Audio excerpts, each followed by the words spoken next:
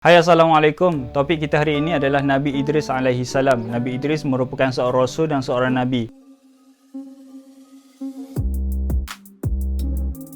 Dan Nabi Idris merupakan keturunan Nabi Adam AS yang keenam. Tapi kalau kita tengok dalam susunan para rasul dan para nabi, Nabi Idris ni yang kedua. Adam, Idris dan Nuh AS. Jadi Nabi Idris ni merupakan moyang kepada Nabi Nuh AS. Kisah berkaitan dengan Nabi Idris AS ni tak banyak diceritakan di dalam Quran. Bahkan Nabi SAW sendiri tidak banyak menceritakan berkaitan dengan Nabi Idris AS.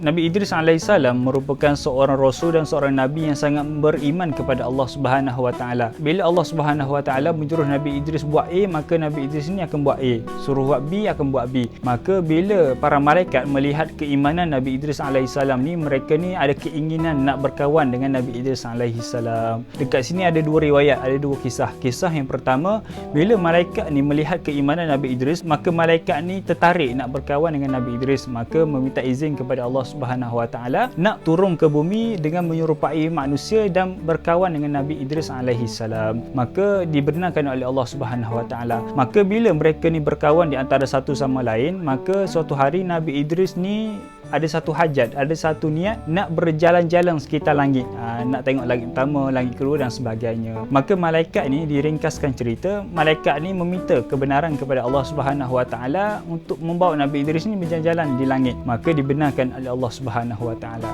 Maka pergilah Nabi Idris dengan malaikat, langit pertama, langit kedua, langit ketiga dan sampailah langit keempat. Okey, langit yang pertama nak pergi ke langit yang kedua merupakan 500 tahun perjalanan, jaraknya, tebalnya. Okey, langit pertama, langit kedua 500 tahun perjalanan, langit kedua, langit ketiga 500 tahun perjalanan. Luasnya langit Allah Subhanahu wa taala. Jadi bila sampai sahaja di langit yang keempat, maka Nabi Idris ni bertemu dengan malaikat Israel. Maka di situlah titik tolaknya, bertemu, cerita yang panjang lah itu. Kisah yang kedua, Nabi Idris ni berkawan, ada riwayat yang mengatakan Nabi Idris ni berkawan dengan malaikat yang bernama malaikat Israel. Malaikat Israel ni tugas dia mencabut nyawa. Kalau kita nak ke berkawan dengan malaikat Israel? Jadi malaikat Israel dan Nabi Idris ni berkawan di antara satu sama lain. Jadi suatu hari Nabi Idris ni ada hajat. Hajatnya adalah dia ingin merasa kesakitan mati itu sendiri. Kemudian Nabi Idris ni memberitahu kepada malaikat Israel supaya mencabut nyawa kerana dia nak rasa kesakitan mati itu sendiri, dengan syarat ruhnya dikembalikan kepada jasadnya. Kemudian malaikat Israel meminta kebenaran kepada Allah Subhanahu wa taala dan Allah memberikan keizinan kepada Israel, malaikat Israel alaihissalam, untuk mencabut nyawa Nabi Idris alaihissalam. Maka bila cabut nyawa Nabi Idris, maka selepas pada itu dikembalikan, dan Nabi Idris alaihissalam juga dibawa untuk menziarahi, untuk melawat neraka, dan kemudian dibawa juga Nabi Idris ke syurga. Dan ada juga riwayat yang mengatakan bila Nabi Idris masuk sahaja syurga, maka Nabi Idris tak nak keluar. Jadi sampailah ada riwayat yang mengatakan sehinggakan pada saat ini Nabi Idris ni ada riwayat yang mengatakan masih lagi berada di langit yang keempat, seperti mana kisah yang pertama. Dan ada juga yang meriwayatkan pada saat ini Nabi Idris masih lagi berada di syurga Allah Subhanahu wa taala. Tak kisahlah di mana Nabi Idris alaihissalam berada, asalkan kita beriman kepada Nabi Idris alaihissalam. Dan Nabi Idris juga di antara nabi yang mula-mula, di antara yang terawal yang pandai menulis dengan menggunakan kolam, dengan menggunakan pen. Baginda juga yang terawal juga yang pandai membaca, dan baginda juga di antara yang terawal dalam ilmu mengira, ilmu matematik.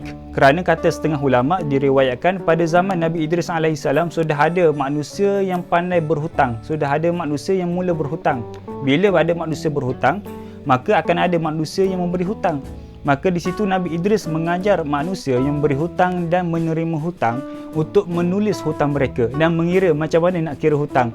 Bila kita memberi hutang, macam mana nak kira. Bila kita dah bayar hutang, macam mana kita nak tolak hutang kita tu. Itulah yang diajarkan Nabi Idris alaihissalam kepada manusia pada ketika itu. Dan Nabi Idris juga di antara nabi yang sangat mahir dalam bidang jahitan, dalam menjahit, dalam desain baju dan sebagainya. Dan pada zaman Nabi Adam alaihissalam sehinggalah zaman Nabi Idris alaihissalam, manusia pada ketika itu berpakaian, tapi pakaian mereka daripada kulit-kulit binatang.